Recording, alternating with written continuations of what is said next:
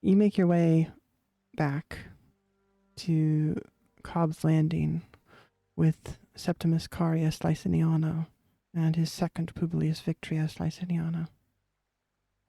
He looks over as he sees not just all of you coming, but the two dead soldiers accompanied with their patrol.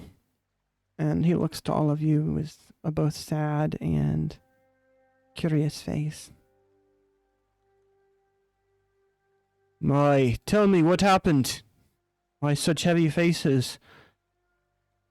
Were you attacked or assailed by a monster on the road? Nothing. Not on the road. We traveled to the inn at the last bridge and found ourselves assailed by the weather. The weather was very hot. We could not move any further, so we decided to spend the rest of the day there. A patrol of Lessinian soldiers came in after a while, presumably also because it's unbearably hot. The patrol is finished. We found out, or rather, we found out there that Pax Rala Liciniana, one of the older patrol, one of the members from a previous patrol that was decimated, save for her, was still at the inn, and we were asked if we could take her back. While originally our goal was to set out to the mountains for treasure, the more we listened in to the surrounding rumors, the more clear it became that the mountains are outside of our pay grade, so to speak. And we decided we're going to focus on bringing Pax back. However, Captain Gallus, Captain Gallus Septirion Liciniana had caught wind of Pax being at the inn and wanted to execute her for treason, despite not having solid proof that she was. Terrible crime that is. Indeed. Were it not for Aki's heroic stand against him, Pax might not have been here.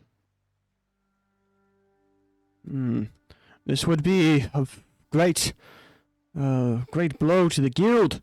We had been asking for her return so we could gather information from what she found. I believe she might need time until she has recovered. She is not in the same state as she was when we first met her. In her first state, she was not. She was delirious, but yet lucid. But as you can see now, she is. It seems more like she's wandering while sleeping, more than anything. He looks over to the woman who's kind of half asleep, stumbling as she walks but never falling over. Very strange indeed. It is indeed strange. If I may speak so, I propose that we take her back to the guild so we can find the answer to how she became like this, why she became like this, if she has any, if there's a way to cure her, if so, what, and potentially other adventurers that step foot into the region of the last bridge. So similar fate does not befall them like it befell Pax. I will keep her here. If she is afflicted by some curse, I do not think it would be wise to send her back to Ten's Isle. Very well. I believe that would be wise. You have my word, no damage or hurt or harm shall come to her. I put my trust in you. Septimus. Septimus? Is that his name or is that his title? No, Septimus is his name. Oh. I put my trust in you, Sir Septimus. Thank you. I look at Amaru and Aki. I believe if there's anything you also want to add? A few things, if I may. Certainly. During our travels, I believe it was Amaru who discovered a glint within the dirt as we were traveling towards the end.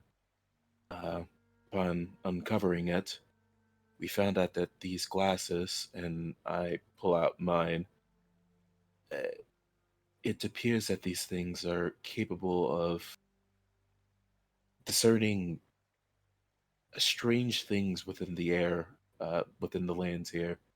I believe while Hmm. we were walking, there was like these paths, these auras, this sort of mist-like thing, possibly magical. I'm not certain, but these things were capable of discerning many things. Uh, it actually helped me a lot while we were in the inn, and helped me discern that there was some foul magic assailing packs here. Hmm. Very interesting indeed. Perhaps someone else will be able to get to the bottom of this. Do you intend to leave this glass here? I would like to, if there's anyone else that are smarter or willing to get to the bottom of all this, they'll most Did certainly make use of this. we did find two, and the first one led us to the second one. So if we may keep one to possibly find others, that would be, I feel, beneficial. Very I see. well. We shall leave this one-lane glass here. And is there anything else you wish to leave behind? Oh, also, and I take out the bell as well. This is something that Pax had came back with, I believe. It has, if you were to look through the glass here, it shows the same colored aura that Pax seems to have around her face. I believe it may be linked to whatever may have uh, caused this magic to afflict her. Hmm. I Another would note. Go ahead. I would, however, advise against looking at the object directly. Last time Aki did that, she felt assailed by the item. It might try to curse you if you look at it through the lane glass for too long, or too intensely, or too directly. I can't tell for sure. Caution is extremely advised when it comes to that item. Also, one last note. When Pax attempted to bite the captain, I used the glass before he was executed by the gallows. That red aura where she had bit upon his cloth was upon him. It was very faint, but there was some red aura there as well. So if Pax were to try and bite anyone, it seems whatever magic is around her, she can spread it that way. Something to keep in mind. We will have to keep her contained then. Yes. Very nice. Don't try to throw that bell in the fire. It made a large explosion. Noted. Is there anything else then? I believe that's about everything, yes. Very well then. For your efforts in bringing back packs as well as other dealings, he kind of looks down at the beach at the dead bodies, and he kind of takes a minute and bows his head, and he seems slightly sad.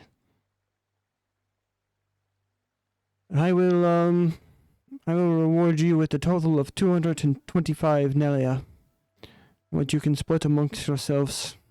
As usual, this coin will not be subject to the guild's usual taxes, as it is a reward and payment. We appreciate it. Thank you. Thank you very much. You are very welcome, and thank you all for your efforts. I hope you all take care, and with that, I believe I consider this expedition ended.